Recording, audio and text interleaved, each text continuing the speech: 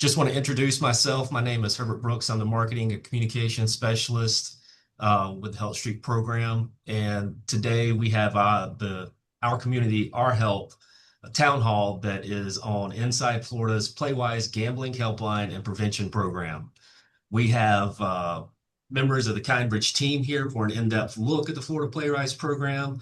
It's a statewide initiative providing gambling helpline services and responsible gambling education and culturally responsive community outreach. Our expert panel today includes Dr. Nathan D. Smith, the Director of Research, Dr. Daniel Kaufmann, the Director of Gaming Services, Kaitlyn McCreless, the Playwise Project Manager, and Matthew Langford, the Community Outreach Specialist. Thank you all for joining today.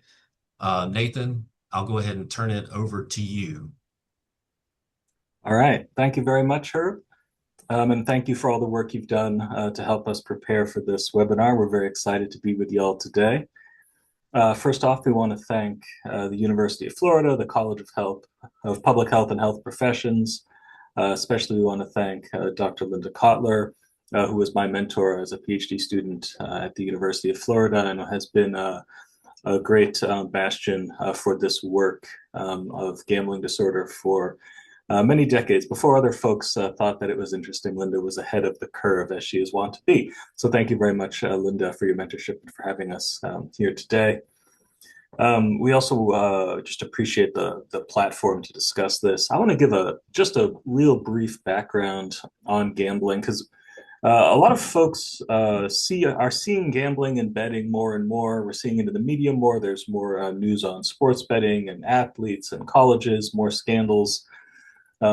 More advertisements, more money being lost. But when I think about gambling, so of course you want to think about that, what's happening in the modern world, our modern understanding of the problem.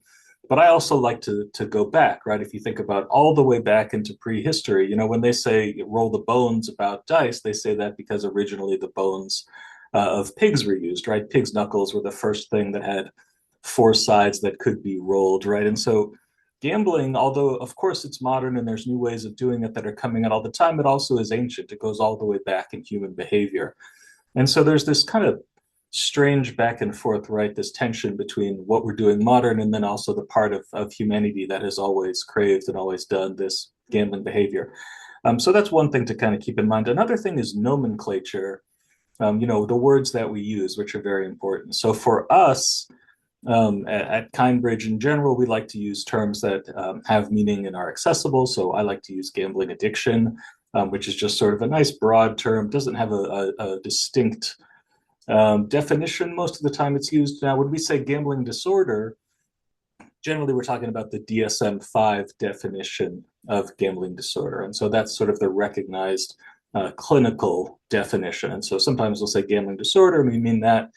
And sometimes if we mean sort of gambling problems more generally, we'll say problem gambling or gambling addiction, sort of using more lay language. But that's just kind of to kind of help prepare the ground on the nomenclature. When it comes to the DSM, I did want to mention a few of the clinical symptoms just to get your minds thinking about that.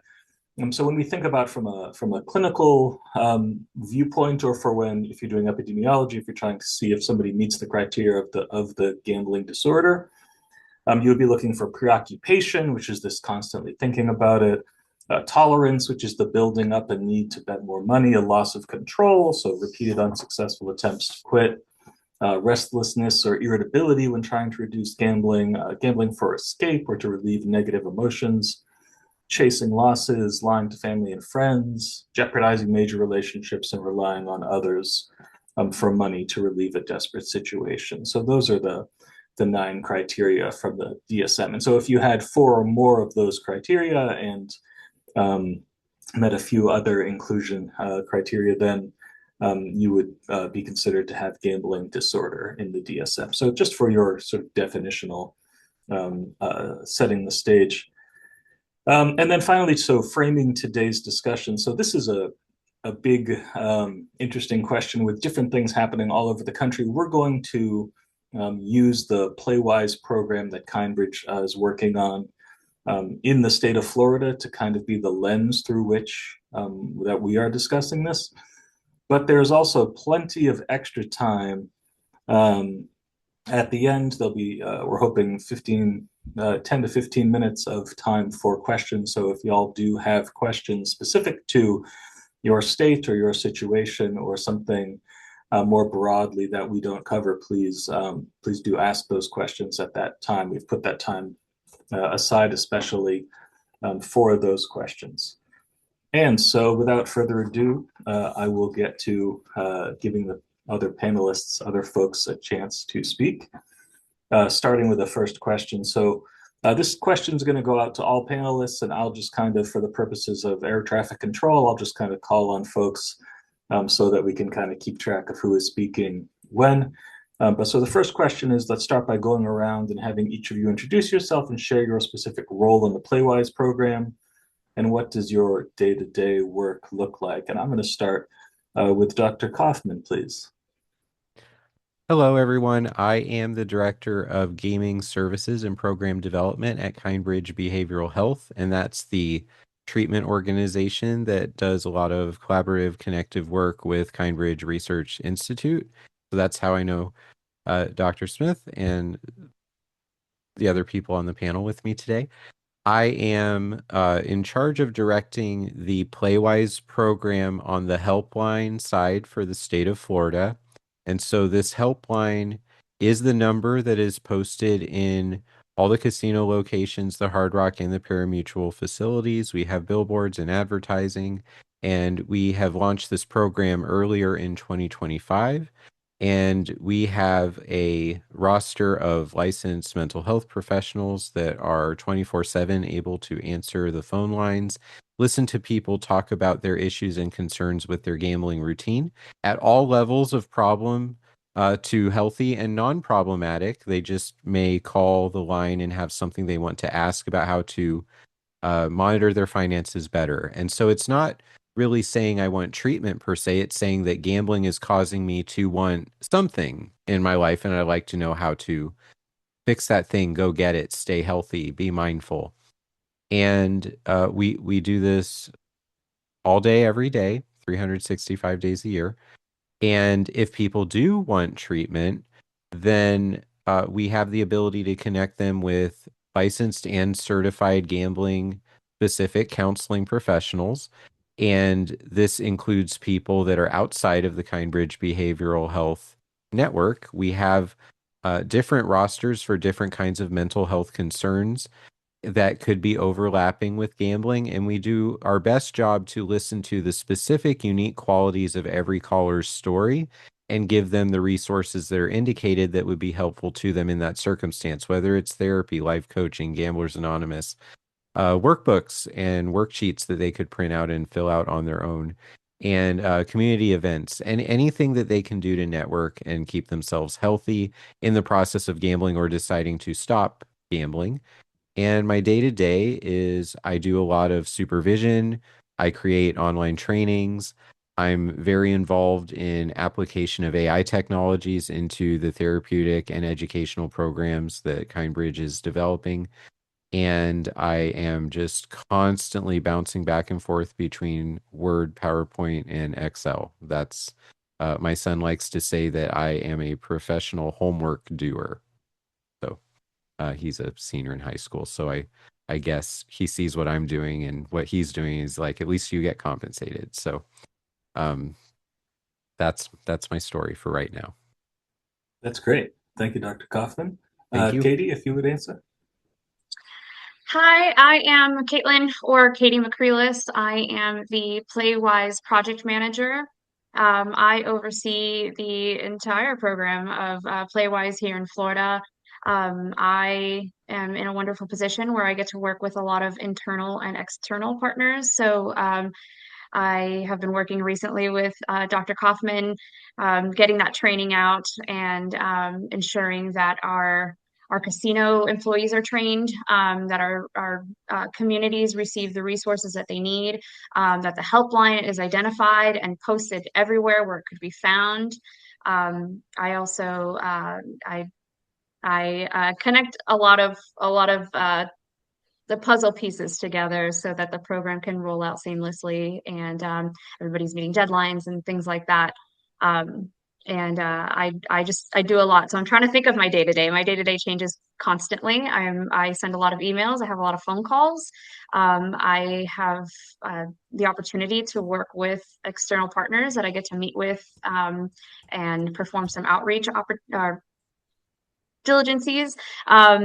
And I can do anything from translating on a Monday to going and shipping out materials to those in need, down in South Florida, on a Tuesday. So my day to day is pretty chaotic, but yeah, essentially I have my hands in all the cookie pots for Playwise.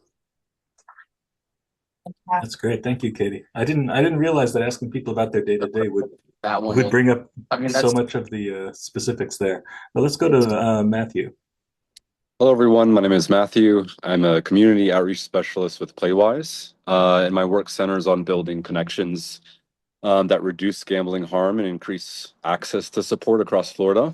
So a lot of what I do is build partnerships with hospitals, colleges, treatment providers, different community organizations to, one, raise awareness, two, reduce stigma, and three, make sure people know that free confidential help is always available through the Florida Problem Gambling Helpline. So I show up in the community, doing different talks, meeting with different clinicians and hospitals to start important conversations and make sure those individuals and families feel supported and informed, and never alone throughout this process. All right, that's great, Matthew. Thank you. I want to turn to Dr. Kaufmann first.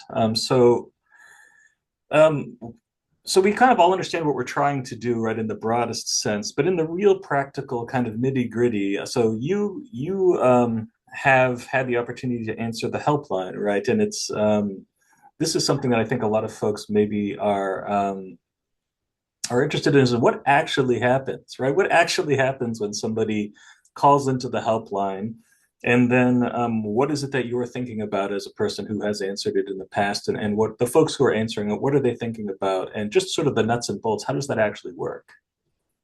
Okay, that's an excellent question because it will help us to highlight what exactly Playwise is. The helpline, in my opinion, is the biggest part of the project of what we're doing to help the citizens in the state of Florida. And when someone calls and I answer, I know that they've found the number somewhere and that they were probably in a location where gambling is supposed to be a fun, positive, entertaining experience, and something happened that made them decide that number that indicates I need help with the way that I'm playing is something I need to call now.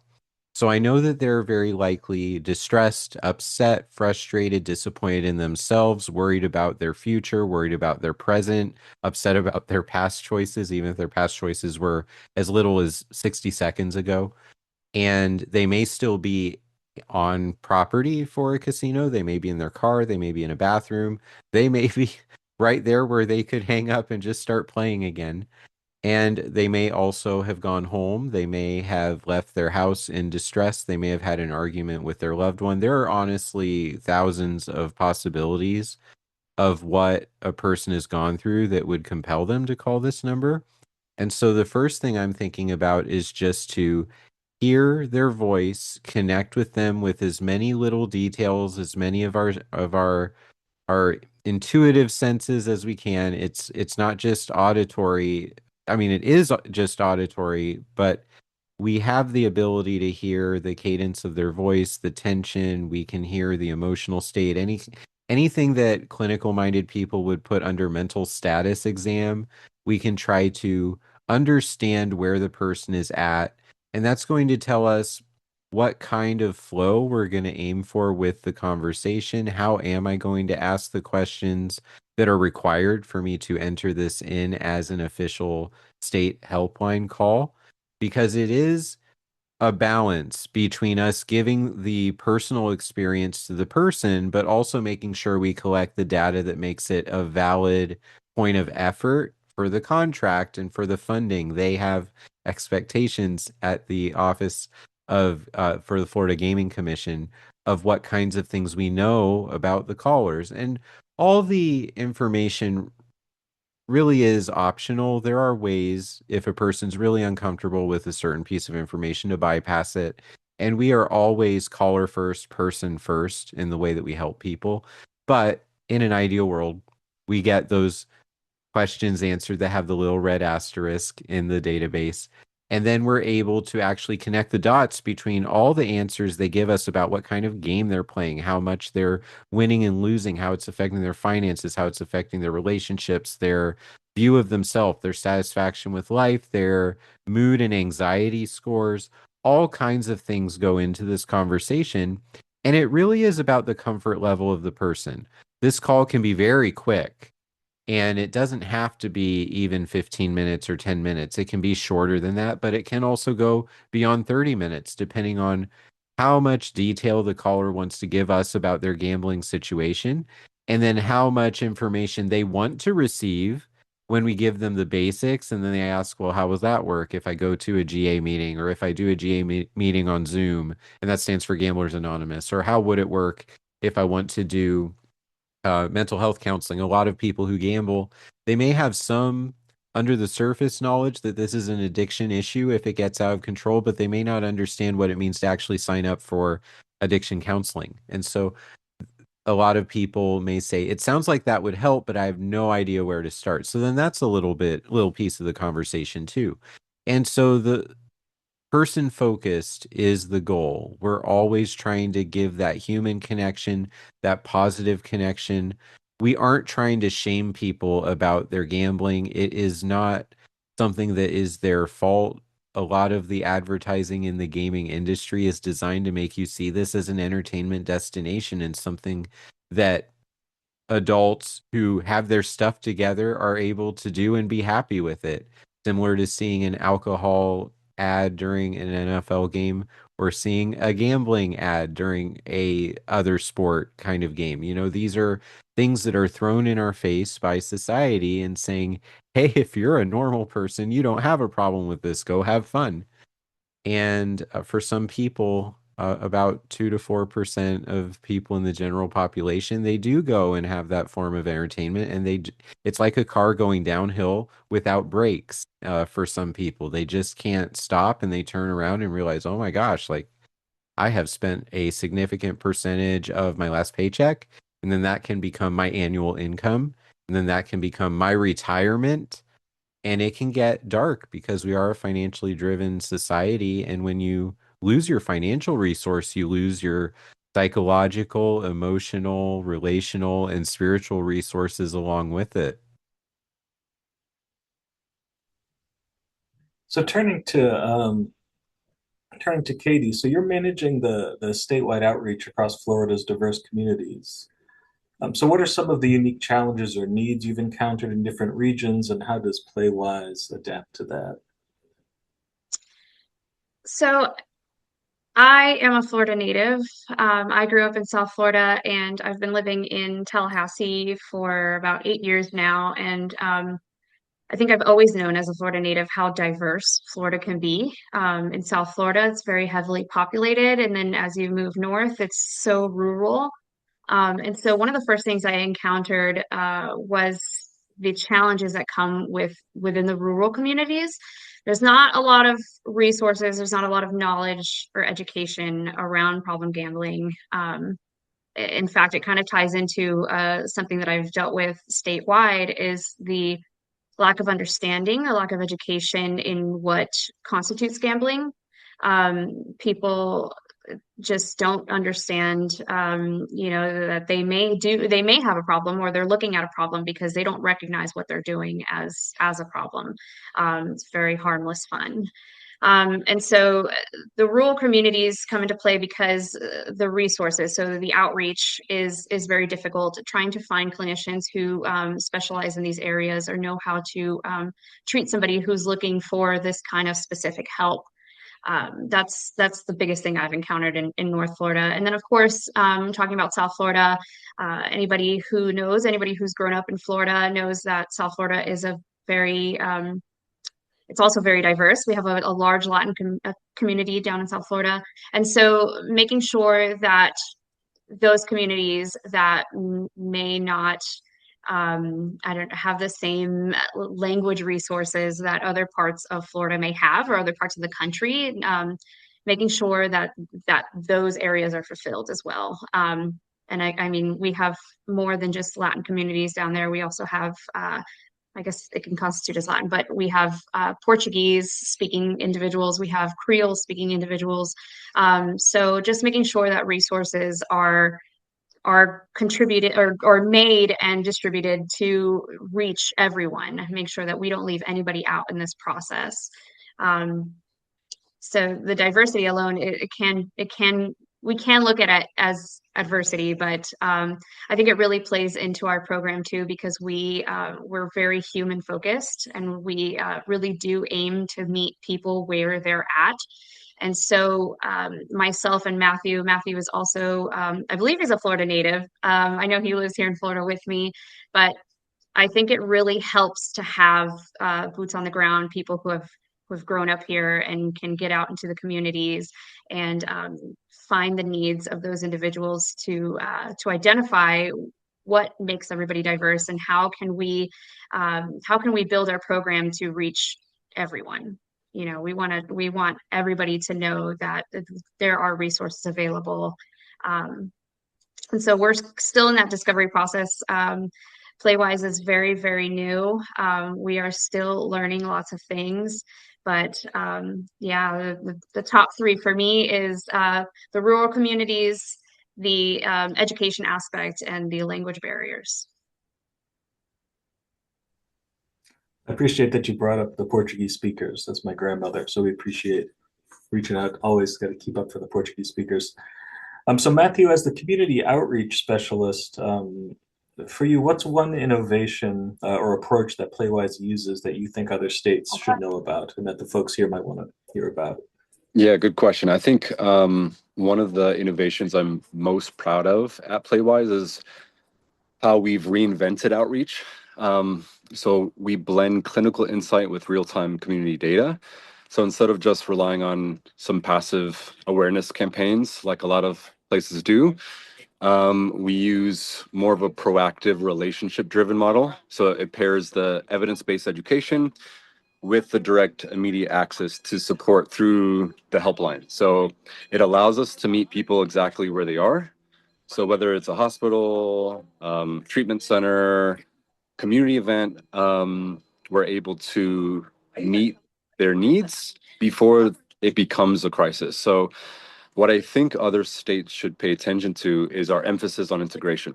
So we don't treat prevention, education, and intervention as three separate entities. We coordinate them together so that every provider, educator, or community partner that we partner with walks away with both the practical tools and the direct line of help. So it's not just giving them a solution. It's about, well, how do we prevent this from getting worse? So it's a model that strengthens both the entire behavioral health ecosystem.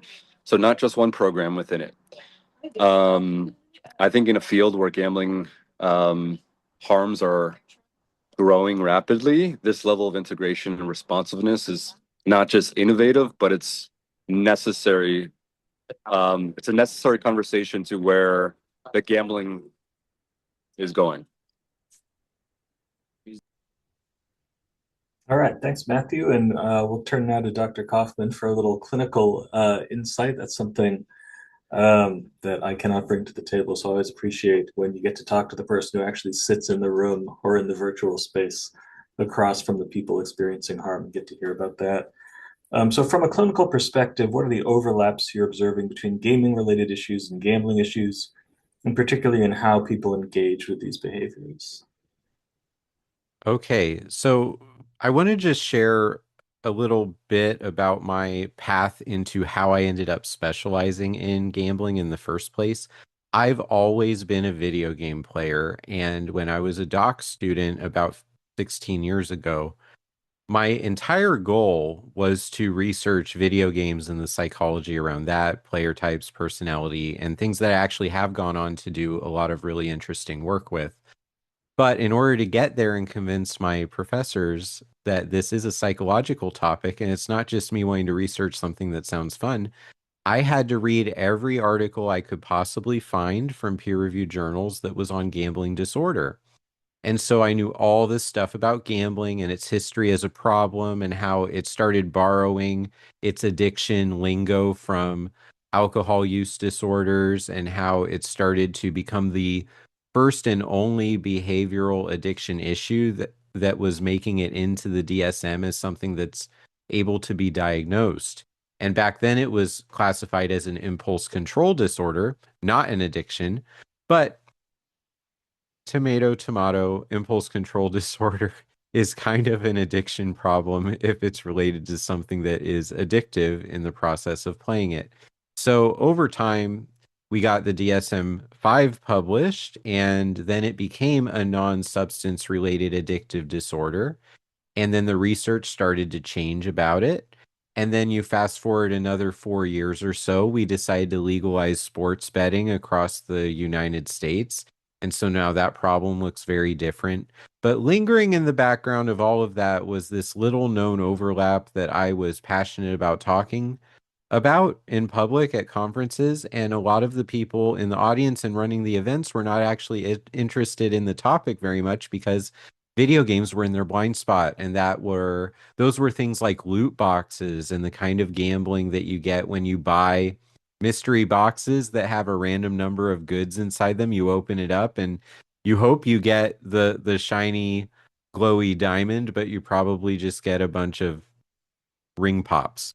So basically what I mean there is when you buy a mystery box, it could be a deck of cards or a pack of cards, I should say, like think baseball cards, or think about when you go to a conference event, like a fan convention. I see this all the time. They have these $50 boxes, like a loot crate, where they say there's 8 items in here and it costs $50. And it's like, well, what's the value of the things in the box? And they say $75. And then you open it and it's like, well, that's subjective because I don't care about any of these movies and any of this memorabilia, but someone else, that could be their favorite set of movies and they would value it at $130. I'm getting in the weeds here, but I want you to be able, if you've never done these behaviors, to at least have an imaginary connection to what it is. And video games started to do this in the 20-aughts. There was this game, little known game,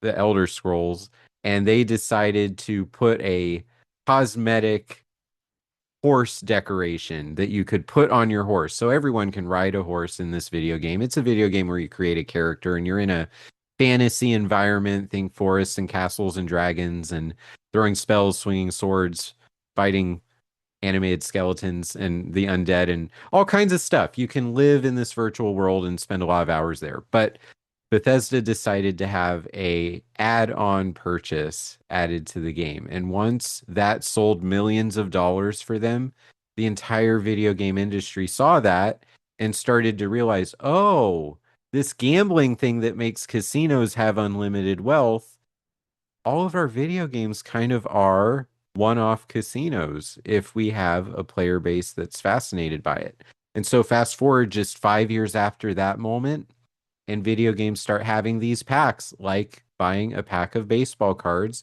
You get 5 random items, and you hope that some of them are platinum class quality, and they make you so much stronger and so much flashier.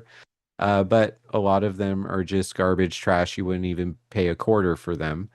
And the draw of wanting to get the special things and be unique in the game, in research, we call that uniqueness optimal distinctiveness. And this is a primary motivator for a lot of things in life, also in video games. So if you've ever seen a teenager that had $200 sneakers on, and then you look at another teenager at the same school that is wearing $55 shoes, that's optimal distinctiveness. The person wants the higher class objects so that they look fancier, so that they can be impressive, and so that their self-esteem can stay in alignment with their appearance. This is a big thing in the world anyway, and video games started to be able to mimic that. Is the way your character that you would create in a game is a representation of how lucky you have gotten with opening these packs.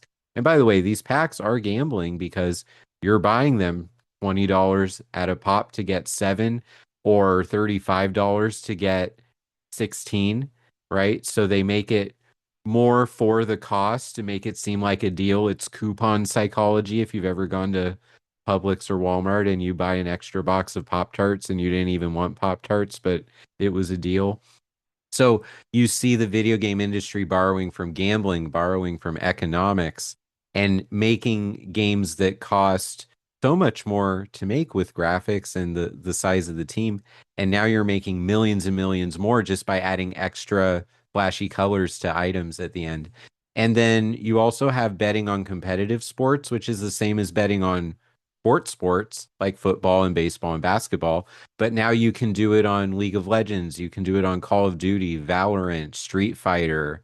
You can do it on random stuff that most people have never even heard of these games, but you have all this downtime. You have certain channels that are streaming games on Kick or on Twitch, and you can sort of steal that broadcast, put it on your channel, and have a whole gambling thing about what's going on.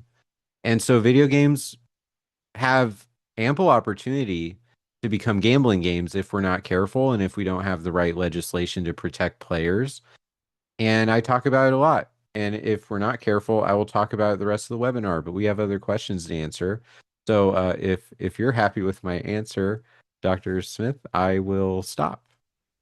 I am happy. I was in Las Vegas for a conference a few months ago, and I was at the Rio, and they had what was kind of like, it looked like an IRL loot box machine where you could buy like little boxes, these kind of like mystery boxes. And it was like the mystery box, like the online mystery box has now like transitioned into the real world and like is now on the casino floor with all of these other casino products. And it was, to me, it was kind of like this interesting moment where it's like there's always been this gap, the loot box or this is separate from traditional casino. And at the Rio a couple months ago, it's all becoming, eventually all things become one, right? And it sort of is all coming together. So I thought that was a very strange moment to have that. But I want to turn to Katie for a particular question. So Florida has significant Cuban American and Latino communities that you've mentioned previously, particularly in South Florida. So could you tell us a little bit about how Playwise approaches responsible gambling education and outreach in those communities and what cultural considerations come into play for that?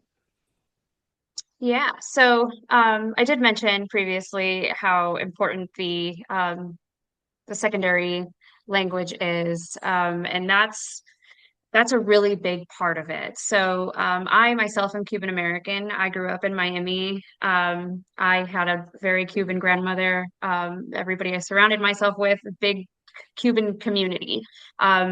We have almost like boroughs in Miami, where each borough is a different facet of a Latin community. People who are from Venezuela, Colombia, Brazil, Argentina, all different kinds of places. And so it's very prominent to have non-English speaking conversations in South Florida.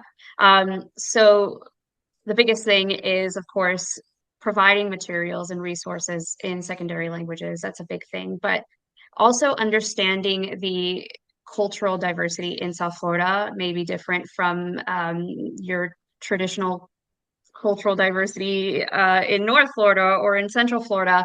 The Latin community, I can't speak for the entirety of the Latin community, but there's a lot of things that come into play, such as like language. When you're talking about stigma and things like that, that really plays into the culture itself. It's very embedded. And so destigmatizing and providing those educational facets into what problem gambling looks like and how, talking about getting help. I mean, even things like that. It's not reaching for mental health assistance is not a big part of Latin communities. So providing a level of understanding and again, going back into those cultural understandings and using that knowledge and understanding to alter the messaging within the program itself so that we do reach certain communities. And what I mean by that is using those the culturally sensitive language, of course, providing it in native language as well. And I mean, even going into like what photos we use and what kind of content we put out there, you know, we want to make people feel seen. And you know, we can talk about the Latin communities in South Florida and things like that, but on a very basic level, Playwise as a program is as human as it gets. I bring that up again because I think that's what really draws me to provide my services to KRI and Playwise is because of the human approach. It is important to look at different cultures and the diversity of Florida, but at the end of the day, our partnerships, we are looking to see what the individual needs are of the entire state, and we're trying to meet those people. And we're trying to integrate those needs into our system, into our program, so that we are being considerate of Florida as a whole, as well as each individual community. But I just think that it's really important that through the partnerships that we gain, we're utilizing those partnerships to have these conversations around, I mean, cultural needs and different resource needs. What is the access barrier? We're trying to identify those things and utilize the partnerships that we have in the community to bridge those gaps and be able to deliver to the broader community. I hope that answers your question. I might have gone on a tangent. No, that answers the question. Also a good opportunity maybe for me to point out that so in addition to Latin folks, there's also other communities in Florida that are worth highlighting. So we do a lot of work with military members and veterans. That's work we've been doing. Was our very first program at KRI when I started about 5 years ago was with military members and veterans, and so a very important population. So obviously gambling in the military goes all the way, you know me in history, I'll go off all the way back in the history, but gambling in the military goes all the way back in recorded history in the US. George Washington wrote a letter to his son about the gambling that was happening in Valley Forge. He tried to shut down the gambling that was happening. So even before there was a US military, right, when it was still, the ragtag bunch of farmers that were from, where I'm from, north of Boston, even in those days, we had problems with gambling in the military. And it has sort of always been a part of the military life, the military experience. And so that's something we think about a lot when you have folks who have exposure to trauma. They might have a lot of downtime.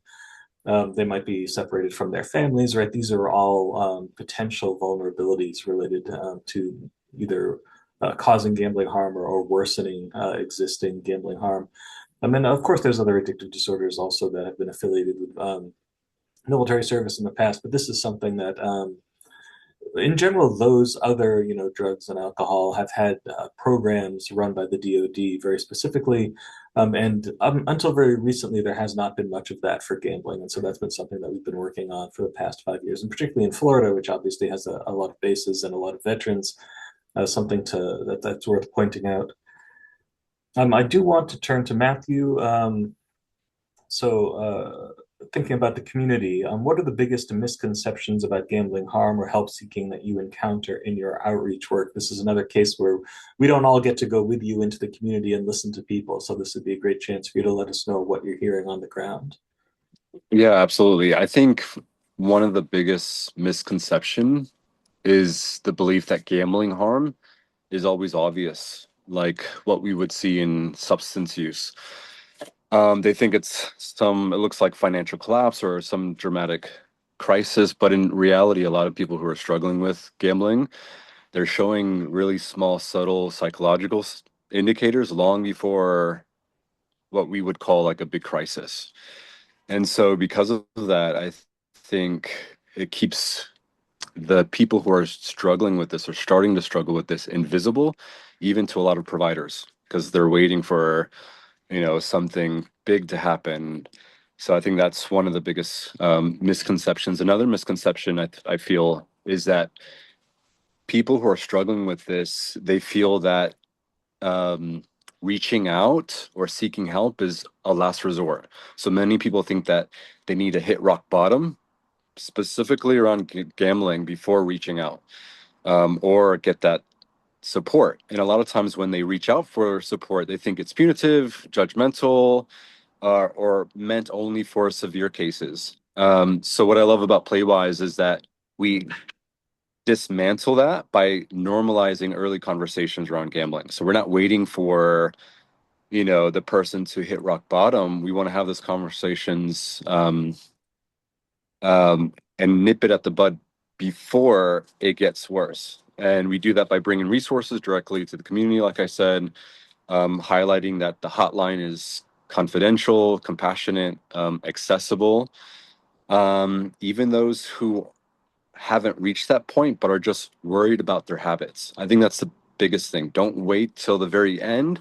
The hotline is for it. Even if you have an inclination that, hey, this might be a problem, let me take a look at this.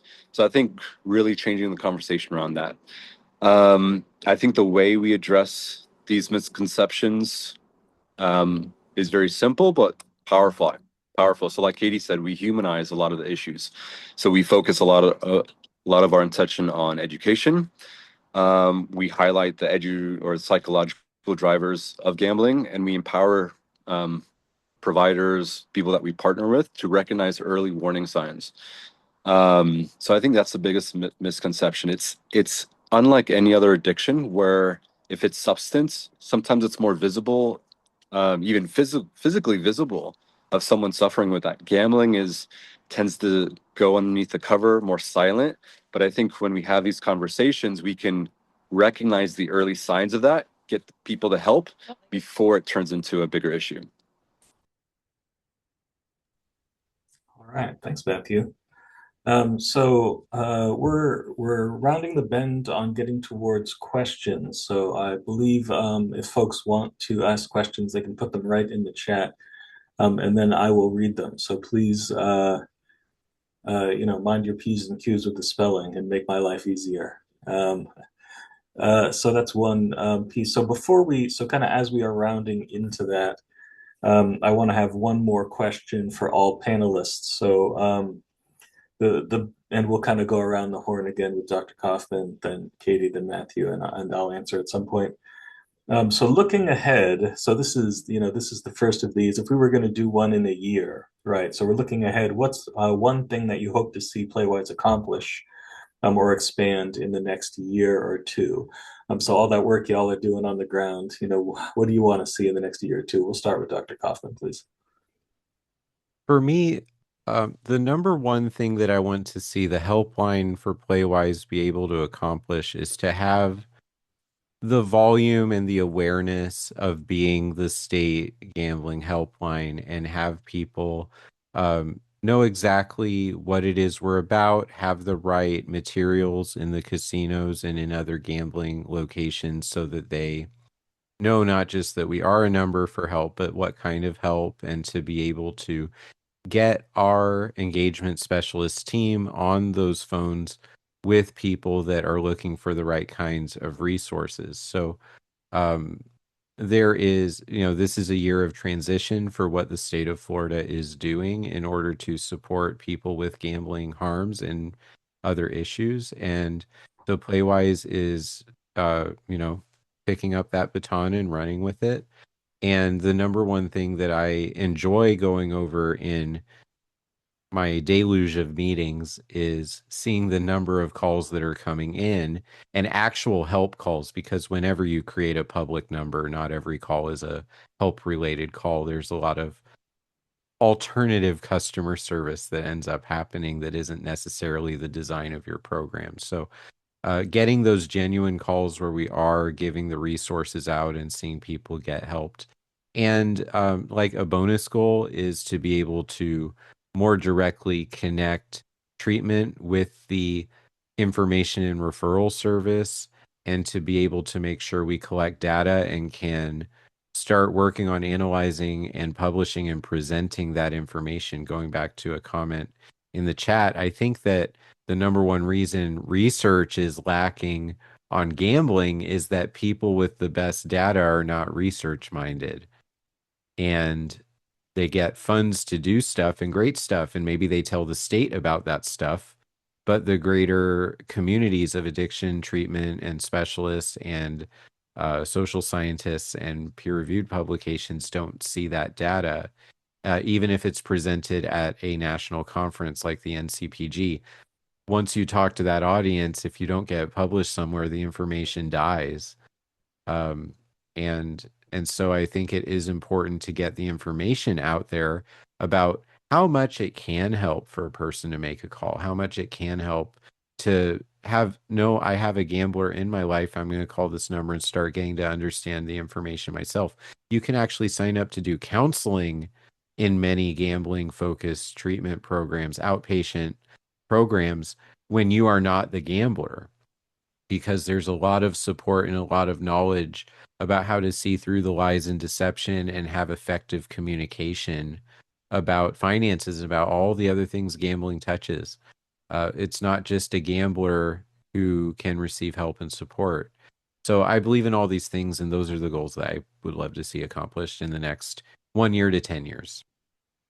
All right, we're going to hold you to that, Dr. Kaufmann. We'll circle back to check in. So Katie, why don't you take that question? So future state, I honestly, the biggest thing I dream about is that Playwise is known and recognized for what it is. I think that we are probably the loveliest group of people ever, building such a wonderful program that could truly, really affect people's lives in such a positive way. And we are just kind of getting off the ground now. And so I really can't wait for that day that I don't want to say that Playwise is a household name, but that people are aware of it and people know of it just as much as they're aware of the national lines and other lines as well. I also kind of want to piggyback off of Dr. Kaufmann, but the research end of that, I really love what KRI has done in the past prior to coming or having Playwise develop.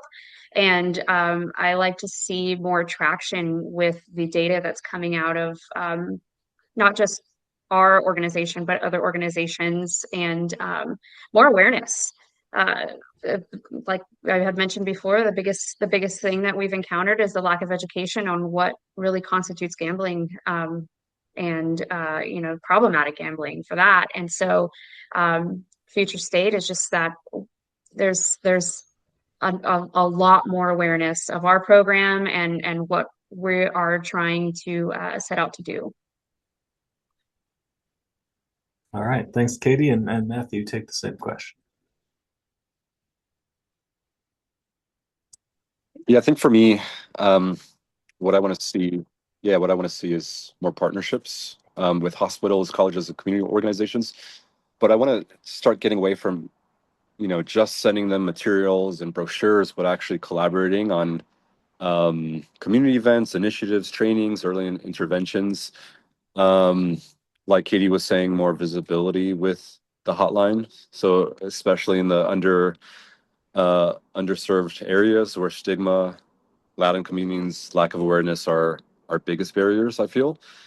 And on an internal level, I'd like to see us continue developing innovative tools and approaches, data-driven outreach, more community-centered campaigns, and better integration with mental health and behavioral health systems. So that's what I'm looking forward to seeing in the next year. Yeah, I'm just looking forward to see what y'all do, right? Because this is it's a rare opportunity we have in a world where there's more information and there's more attention being paid to this topic. I've been working on gambling disorders since 2009, and really over the past 5, 6, 7 years, every year it just, the level raises up with what is possible and what folks can do. And the attention raises up. So I was in Calgary at the the G7 earlier this year. And if you had told me in 2009 that the G7 would care about gambling at all, I would have thought you were crazy. And now it's, there's a meeting at the G7 and a meeting at the UN, and there'll be a meeting at the G20 about gambling harm. So it's just it's sort of a strange time, and we have a great opportunity, particularly with the work in Florida, to take advantage and help as many as people as possible. So we do have a few questions. I'm going to scroll around like an old guy for a second and try and find them. So a question from Dr. Striley, my old professor and colleague at the University of Florida. Hi, Kathy. So the question is, how does the hotline work in reference that it can be used by curious family members and loved ones? Is that for me? If you want to take it, it is. Sure. Okay. So if a person calls who is not a gambler, then one of the very first questions they're going to answer is, are you the gambler? Or it'll classify their category. And then all the questions that follow are going to be refocused to address their specific connection to the issue of gambling. So if it's your spouse that is gambling excessively and you're concerned about it, it's the focus of all your fights and things have gone downhill, and you just want to understand how do I take control of the things that are under my control, like the Serenity Prayer asks me to do. And or maybe they don't know the Serenity Prayer yet, in which case we can send them to a Gam-Anon meeting at the end. We can tell them about Gam-Anon meetings that are in person and tele-participated. And so the idea is they get the same experience in the call, but the questions are all going to be altered to address getting information about the gambler in their life, because we do need to know those things. But also the referrals and the resources that we give them are going to be specific to the non-gambler. And then so they will feel supported. They will have a place to go to talk to someone or to get additional resources or a workbook specifically for them. That is in the plan that's in the process of being developed. The goal is to have all these resources for specific types of people. And just to also comment, not all gamblers are the same, and not all gambling games are the same issue. And we know that. And so we're approaching the end of our first 6 months offering the helpline services. And so there's a process of creating fresh resources with our specific message about how we see the avenues for help working in a state like Florida. And there's a lot of history of things being done in very different ways, and we're trying to always improve the quality of the equation for people in Florida. Yeah, thanks, Dr. Kaufmann. So I'll take Linda's question. So why do you think there has been so little research in gambling compared to other addictions? Honestly, I think it's a combination of two things. And one is just it's just a trick of the administration, right? The way that addiction, the funds to research addiction is administered at the national level, at the National Institutes of Health. When those institutes were established, they made one for drugs, NIDA, National Institute on Drug Abuse, and one for alcohol, NIAAA. And without knowing it, without intending to, they just kind of created a gap for behavioral addictions. And really, I think that such a large portion of what has not been done over the past 20 years just falls into, for no real reason, with no true intent to exclude all of the behavioral addictions, they ended up sort of falling into this sort of chasm that was created by accident. So that's one answer. A second answer would be a lot of gambling that has been done in America through the past 150 years, 200 years has been illegal or has been done underground, and sometimes literally underground. So if you're where I'm from, north of Boston, and we have an Italian American center in the town where I live, and for decades there were slot machines in the basements, literally underground at that Italian American Center. And there were card games, and there was other sort of illegal or semi-legal gambling that was happening at those centers. And on a Friday night, there would be 30, 40, 50, 100 cars in the parking lot of the Italian American Center in this sort of little small town. And it's like, what's happening in there? Like, are they reading Dante's Inferno? Like, is the pasta that good? Like, what is going on? And it's like, well, there's always been these pockets of illegal gambling, and because they were underground, in some cases literally, the problem was not something that came to the surface. And with one of the consequences of the legal changes around sports betting and other types of gambling in America has been this sort of surfacing of a lot of these, the gambling that was happening anyway, illegal or not being talked about, is now happening out in the open. And that's leading to a lot of discussions that are long overdue. So those are kind of my two takes on that. We'll see. We only have a couple minutes left, but I will try and get another question in. Let's see. Okay, question from Emily. How do you address, or what resources are available for gambling-related issues that may stem from or are related to mental health conditions such as alcohol use disorder, mania, hypomania, bipolar symptoms, or ADHD, etc.? Who wants to take this? Maybe Dr. Kaufmann? What was the question, Nate? How do you address gambling-related issues that overlap or stem from related mental health conditions like alcohol use disorder, mania, bipolar, etc.? All right, so if this was a tweet, it would start with unpopular opinion. Gambling is never the real issue in treatment. Oh, controversy. So there's stages of treatment that people go through. I have 2 minutes. So what's the okay. So there's stages of treatment that people go through, and when you get them to the part where they have stopped gambling and start to see what's actually happening in their life, then you see the actual stuff that was making them decide gambling needs to fit into such a big part of their life. And so a lot of people in addiction treatment, maybe this is because of substance abuse philosophy, think that the goal of treating an alcoholic or someone who uses excessive amounts of cocaine or methamphetamines or whatever, they think the goal is to get the person to stop so that they can live their life and not overdose. But when you get the person to stop the addictive thing, now they have to live their life without the thing that was saving them. It felt like their lifeboat and their warm little hug that gets them to forget how painful life is. And now you're saying, well, now live your painful life without those warm little hugs that are easy to buy somewhere.